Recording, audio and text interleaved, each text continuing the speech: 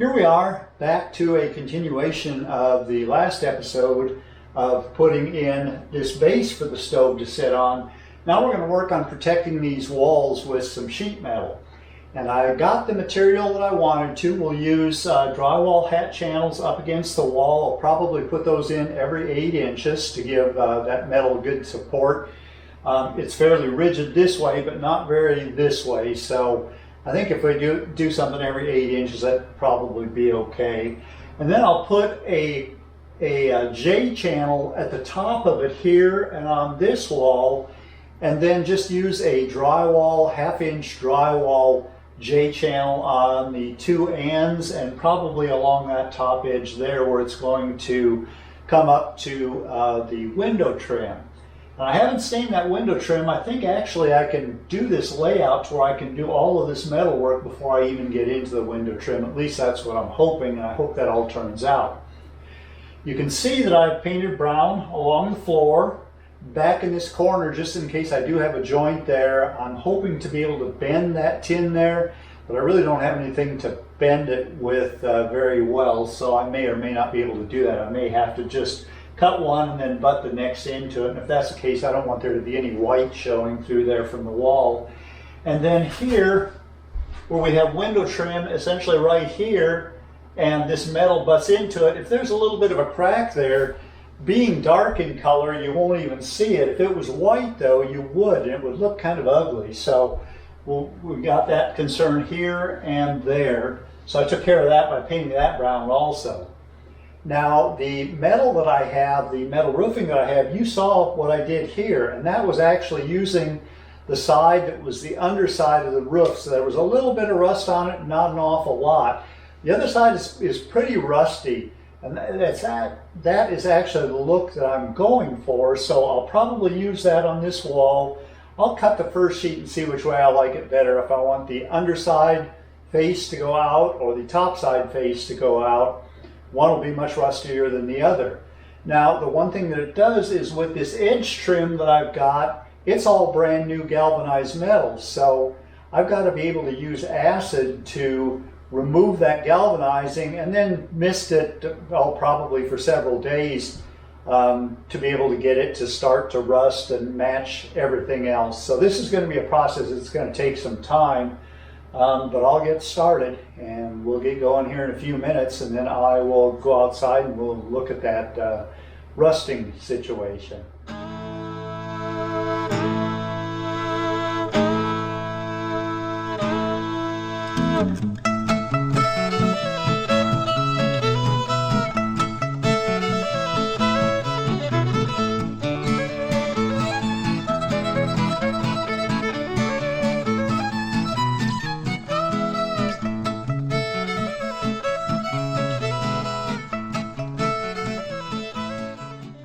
What I'm doing to get rid of the galvanizing on this metal, and I've already gone over this several times, probably 4 or 5 times, and I can see in places, and we'll maybe take a closer look at it, I can see in places where I've gotten through the galvanizing, other places where it's getting kind of weak, and that's exactly what we're looking for.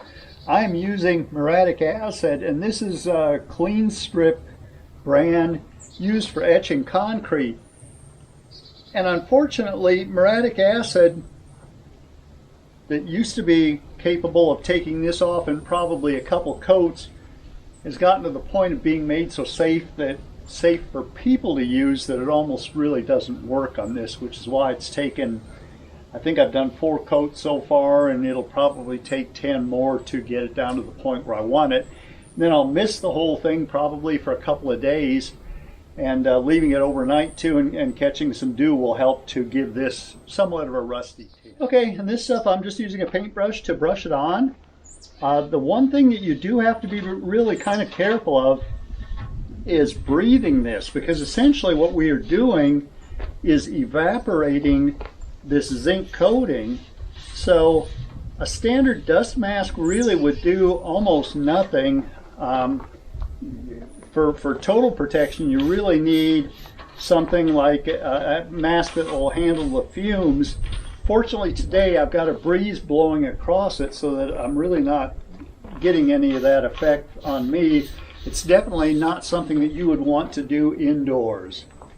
If you did it indoors, I would say that that some sort of mask that will handle the fumes is what you would be using indoors. So you just brush this on generously, let it sit there and work for 10 or 15 minutes. Take and you might be able to see this one smoking just a little bit. After you've let it set for 10 or 15 minutes, you take a hose and rinse it off. And then after the final coat, you want to take water and baking soda to neutralize the effect of the accelerated corrosion that you're doing to this. Now, this will be the backside, this will be the top, which is going to be up high enough. I don't think we're going to be able to see it, but I'm going to go ahead and give it a couple coats anyway.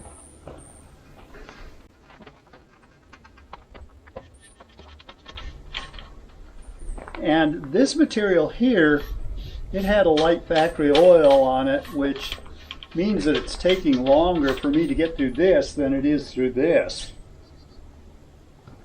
I guess probably logically I should have taken something, a solvent of some sort, maybe lacquer thinner or whatever, and got rid of that factory oil that there is on this before I went ahead and started this acid process.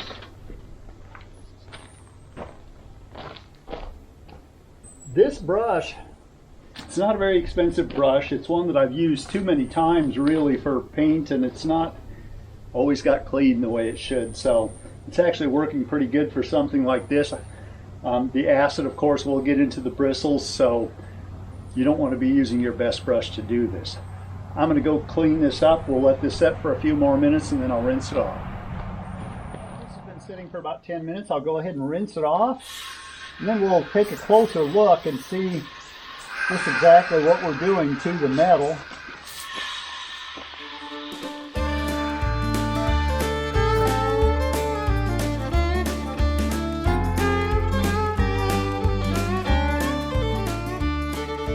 Okay, if we look real carefully, you can see here where we are through the galvanizing and all the way into the iron.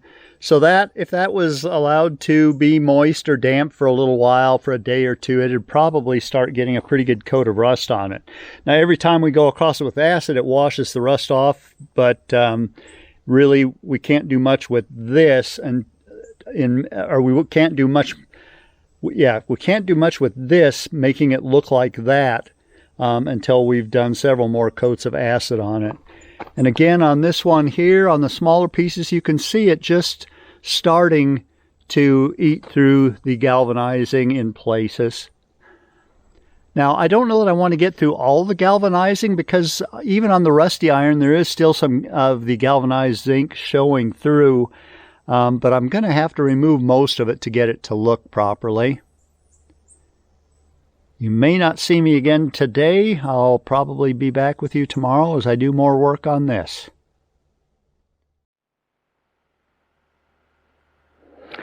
I am ready to start putting in some hat channels. I'll go ahead and install one every 16 inches to start with.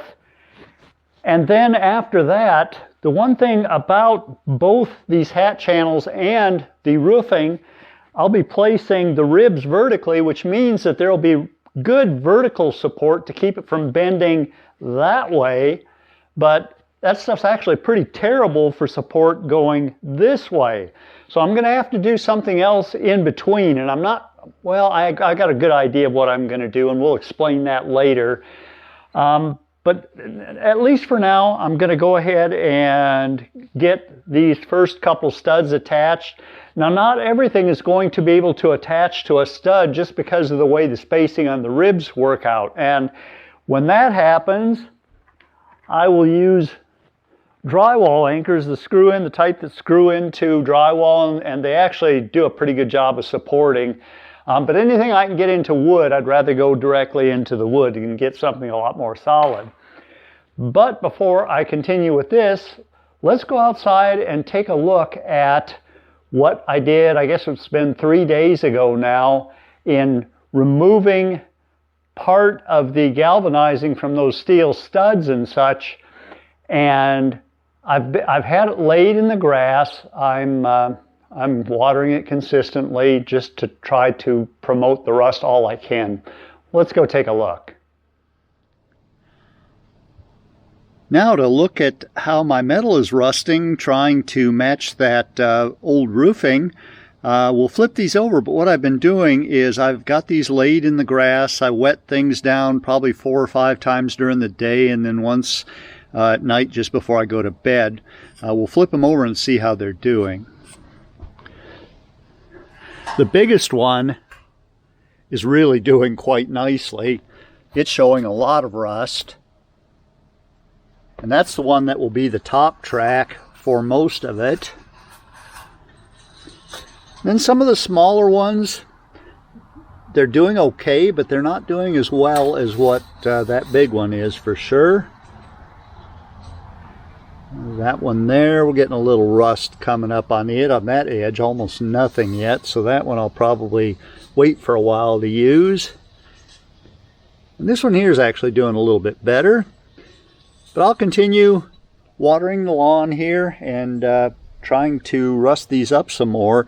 This one I'll probably need fairly quickly, and at least one of these, I'll probably use that one there, I'll need fairly quickly too, and the rest of them I think I can actually put on after the fact, so or after the metal roofing is put up anyway. We'll take a look at things once we get started on that. What I will do is, where I can go into studs, I've got a 1-inch thick block that I'll use to support this. The metal roofing then, I've made a line here. You can't see it from there because it's on this dark brown, but I made a line here where the bottom of trim will be. I'm dropping these about 1.25 inches below that line, and then when I get to putting in the metal roofing itself, the corrugated roofing, I'll actually go probably another 1/2 inch or so, maybe 3/4 of an inch above this, just so you can't see these unless you're looking down over the top, and with that trim there, you're not going to be able to see an awful lot anyway. I did go ahead and paint this edge, and I'll do the same on the other end with a brown paint, and not that much, if any of that will be shown, because once I get the metal put in, a J-strip put on the edge for trim, I'll go ahead and put in a 1x4 there. I'll probably use the same pine like I'm using for window trim. Again, drywall anchors where I can't get into things, and where I can, I'll use drywall screws. And I've got the centers of these marked where they need to be in order to be in the valley of the roofing material.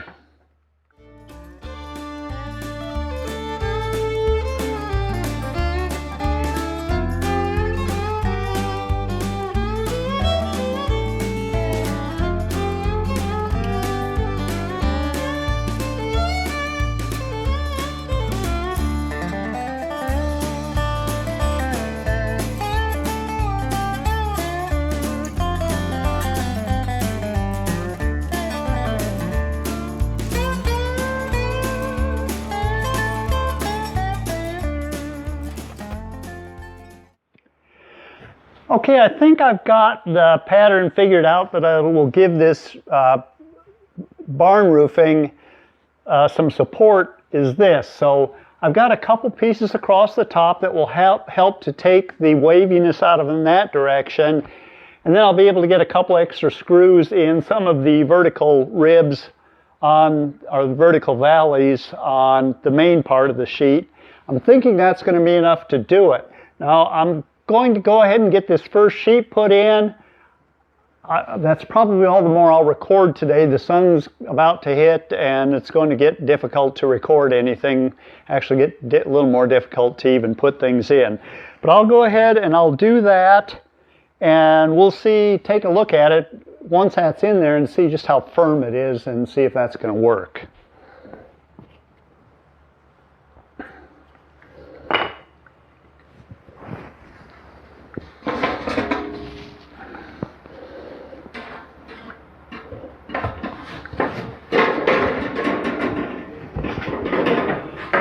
I already had this loosely in place at one time, so see if I can match up these old holes.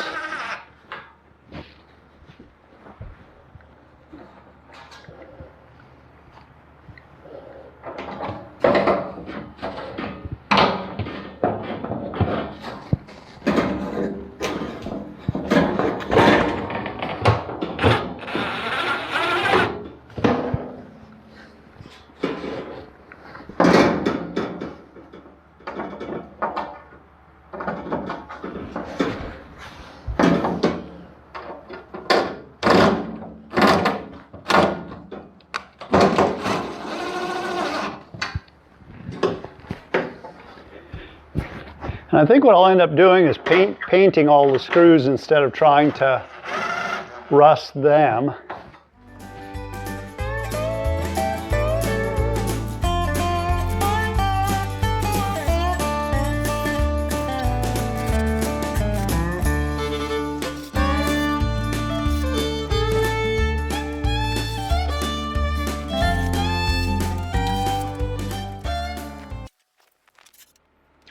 I'm back, and I'd really hoped to finish this before the sun came in the west window, and I missed that by just about 10 minutes or so, but before the contrast gets too bad, I figured I'd go ahead and shoot this. I have finished with all the metalwork with the exception of this piece right here, the trim piece on that edge.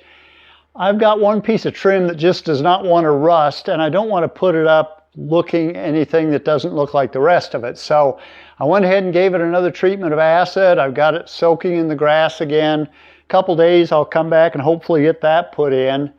What I'll probably end up doing is to make a short, and that's going to be several weeks away. Once the stove is set in place and I've got at least the base trim done, maybe the window trim done too on this window, it should look pretty doggone good, I think, when it's all said and done.